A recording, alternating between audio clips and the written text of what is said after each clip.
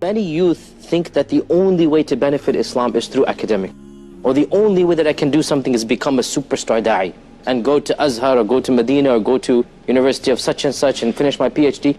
But not everybody is cut out to be a scholar. And in fact, the majority of the Sahaba were not scholars in that sense. The majority of the Sahaba were not narrators of hadith. The majority of the Sahaba were not masters of halal and haram.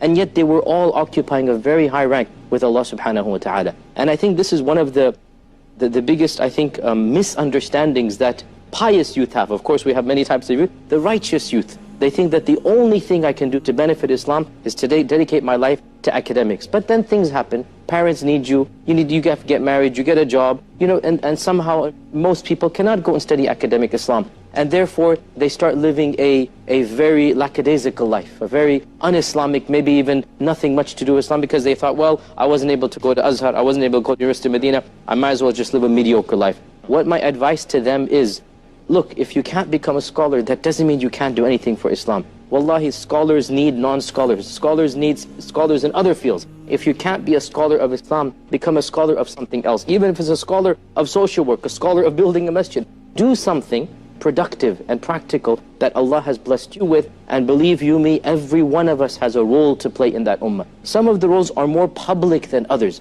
but that doesn't mean that those roles are necessarily better in the eyes of Allah subhanahu wa ta'ala. Wallahi, there are millions of people, they are doing jobs in the sight of Allah, they are far better than those in the public eye, and they will get rewarded more because there is no taint of the possibility of wanting to show off. They're doing their scenes, they're doing their work behind the scenes, they're helping out orphans, they're building schools, they're doing charity work, they're specialized in Islamic science, for example. Whatever they're doing, as long as you're doing something for the sake of Allah subhanahu wa ta'ala, being productive and active, don't lose track if one field of specialization is not yours. There are many other fields of specialization as well.